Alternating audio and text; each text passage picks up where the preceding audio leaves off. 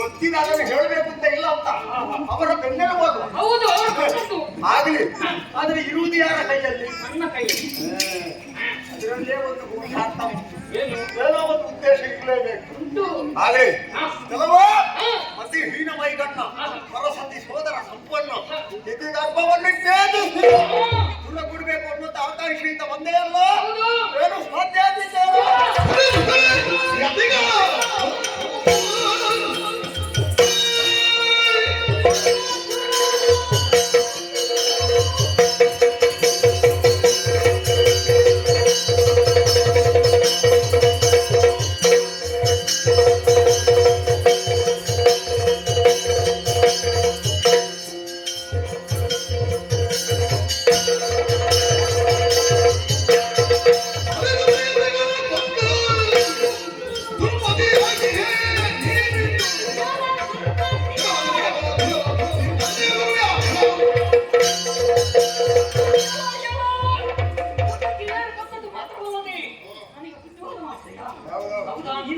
ನಿನಗೆ ಬುದ್ಧಿವಾದ ಹೇಳಲೇಬೇಕು. ನೀನು ನನ್ನ ತಮ್ಮ, ಗೊತ್ತಾಯ್ತು? ಮತ್ತೆ ಸಂಬಂಧದಲ್ಲಿ ತಮ್ಮ ನೀನು. ಹಿರಿಯ ಮಕ್ಕಳನ್ನು ಹೌದು, ಆದ್ರೆ ನೋಡ್ಬೇಕು ಯಾವಾಗ ಬುದ್ಧಿವಾದ ಹೇಳುವಾಗ ನೀನು ಸರಿ ಇದ್ದೀಯ ಅಂತ. ನಾನು ಹೇಳಿ ತಪ್ಪಿದ್ದೇನೆ. ನೀನು ಅತ್ಯಾಚಾರ ಮಾಡಿದ್ದೇನೆ. ಹೌದು, ನೀನು ಯಾರ ಅತ್ಯಾಚಾರ? ಸತ್ಯ ಅತ್ಯಾಚಾರ ಯಾಕೆ ಮಾಡಿದ್ದು? ಯಾಕೆ ಮಾಡಿದ್ದು ನೀನು? ಪುಸ್ತಕದ ಮುಖಪುಟವನ್ನೇ ನೋಡುವುದಲ್ಲ, ಮತ್ತೆ ಗೊತ್ತಾಯ್ತಲ್ಲ? ಮಧ್ಯಪುಟವನ್ನು ಸ್ವಲ್ಪ ನೋಡ್ಬೇಕು. ಮಧ್ಯದಲ್ಲಿ ಏನುಂಟು? ಮುಖಪುಟವನ್ನು ನೋಡು. ಹೌದಾ? ಕೊನೆಗೆ ಎಂತದ್ದು? ಮಧ್ಯದಲ್ಲಿ ಎಂತದ್ದು? ಯಾಕೆ ಇತ್ಯಾದಿಗಳನ್ನು ಕೆಡಿಸಿದ್ಯಾ? ಯಾಕೆ ಕೆಡಿಸಿದ್ದು? ಯಾಕೆ? ಅವರು ಅಲ್ಲಿ ಯಜ್ಞವನ್ನು ಮಾಡ್ತಾರೆ, ಅದರಿಂದ ಹವಿಸು ಉತ್ಪತ್ತಿಯಾಗಿ ನಭೋಮಂಡಲವನ್ನು ಸೇರ್ತಾರೆ. ಹೌದು, ನೀನು ಇಷ್ಟು ಕೋಪಿ ಮೆರೆಯುವುದಕ್ಕೆ ಮೂಲ ಕಾರಣ ಧರೆಯಲ್ಲಿರುವಂತಹ ಬ್ರಾಹ್ಮಣ. ನಾವು ನಲೆಗಿಡ್ತೇವೆ, ನಾವು ಕೇಳದೆ ಅವರಿಗೆ ಕೊಟ್ಟಿದ್ದೇವೆ. ಒಂದು ಹೋಗಿ ಸದುಪಯೋಗ ಪಡಿಸಿಕೊಳ್ಳುವುದು ಬಿಟ್ಟು ದುರುಪಯೋಗ ಮಾಡ್ತಾ ಇದ್ದಾರೆ, ಯಜ್ಞಕ್ಕೆ ಸುರಿತಾ ಇದ್ದಾರೆ. ಹಾಗಾಗಿ ಯಜ್ಞ ಕರ್ತಕನಾಗಿ ಬೆರೆದಿದ್ದೇನೆ. ಹೌದಾ? ಆಮೇಲೆ ಅವರಿಗೆ ಬೆಂಬಲಿಗರಾಗಿ ಇರುವವರು ಅವರ ಸತಿಯರು, ಅವರ ತಲೆಯನ್ನು ಕತ್ತರಿಸಿದ್ದೇನೆ.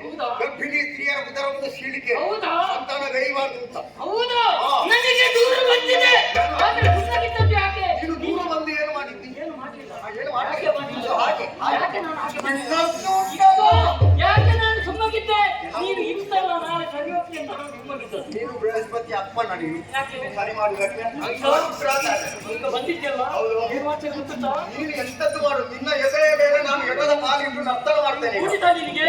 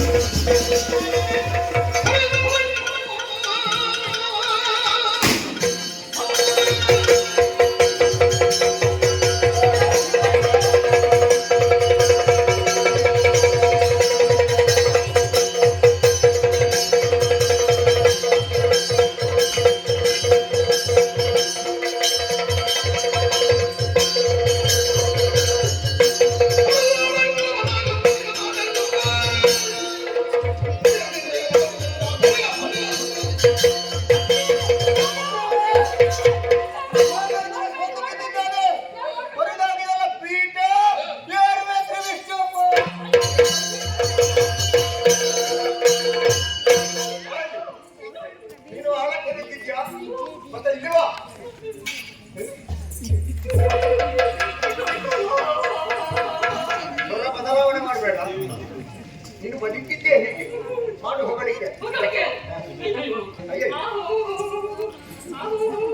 ಪುಣ್ಯಾತ್ಮ, ನಾವು ಆಲೋಚನೆ ಮಾಡೋದು ಅದನ್ನಲ್ಲ. ಇಲ್ಲದಿದ್ರೆ ಬಹಳ ಮೇಲೆ ಬರ್ತೀನಿ. ಸಮಯಕ್ಕೆ ಸರಿ ನಿನ್ನಲ್ಲಿ ಎಂತದ್ದು ಮಾತಾಡು.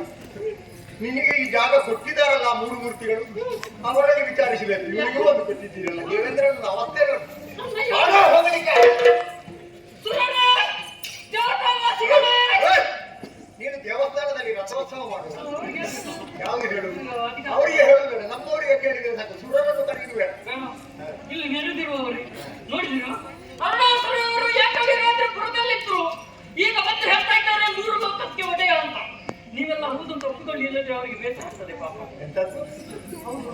ನಿನ್ನ ಮುಖವನ್ನು ಹೌದು, ಅರುಣಾಸುರ ಮಹಾಪ್ರಭುವಿಗೆ ಜಯವಾಗಲಿ. ಹದಿನಾಲ್ಕು ಲೋಕದ ಒಡೆಯನಿಗೆ ಜಯವಾಗಲಿ. 3 ಲೋಕದ ಒಡೆಯನಿಗೆ ಜಯವಾಗಲಿ. ಹಿಡಿದ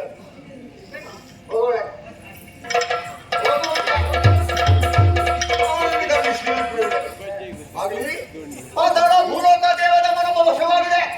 ಈಗ ನನಗೆ ಪರಮ ಸಂತೋಷವಾಯಿತು. ಶುಭಾಸುರ ಅಳಿಯುವ ಆಲೋಕವನ್ನು ಸೇರಿದ್ದಾನೆ. ಅವನ ಆತ್ಮಕ್ಕೆ ಒಂದು ಸದ್ಗತಿ ಸಿಕ್ಕಿದ ಹಾಗಾಯಿತು. ಹಾಗಾಗಿ ಈ ದೇವಲೋಕದಲ್ಲಿ ಬೇರೆ ಬೇರೆ ಭವನಗಳೆಲ್ಲ ಉಂಟಂತೆ ನಂದನವನ. ಅದನ್ನೆಲ್ಲ ನೋಡುತ್ತಾ ಆನಂದ ಅನುಭವಿಸ್ತಾ ಇದ್ದೆ. ಮಾತ್ರವಲ್ಲ, ನನಗೆ ಇಲ್ಲಿ ಇರುವುದಕ್ಕಾಗುವುದಿಲ್ಲ. ಒಂದಿನ ದಿವಸ ಕಾಡಿನಲ್ಲಿ ಹೇಳಿದಂತ ಮಾತು ಆಗ್ತೇವೆ. ಶಾರದಾ ಮಾತೆ ಯಾವ ಲೋಕವನ್ನೇ ಸೇರುವ ಮಗನಿಗೆ ಎಷ್ಟು ಎತ್ತರವಾದಂತಹ ಪದವಿಯನ್ನು ಅಲಂಕರಿಸು. ಆದ್ರೆ 3 ಹೊತ್ತು ಜಪ ಮಾಡುವುದನ್ನು ಮಾತ್ರ ಬಿಡಬೇಡ. ಒಂದು ವೇಳೆ ಜಪ ಮಾಡುವುದನ್ನು ನಿಲ್ಲಿಸಿದ್ರೆ ನಿನಗೆ ಪರಿಣಾಮದಲ್ಲಿ ಮುಳ್ಳಾಗಿ ಪರಿಣಮಿಸ್ತಾರೆ ಎಂದು ಹಾಗೆ. ಹಾಗಾಗಿ ಅದನ್ನು ಬಿಡುವುದಕ್ಕಾಗಲಿಲ್ಲ. ಈಗಿಂದೀಗಲೇ ಏಕವೀರಾತ್ರಿ ಕುಲವನ್ನು ಸೇರಿ ಏಕಾಂತದಲ್ಲಿ ಕುಳಿತು ಗಾಯತ್ರಿ ಸ್ಮರಣೆಯಲ್ಲಿ ಕಾಲವನ್ನು ಪಡೆಯುತ್ತೇನೆ. ಎಲ್ಲವರಿಗೂ ಶುಭವಾಗಲಿ, ಶುಭವಾಗಲಿ, ಶುಭವಾಗಲಿ.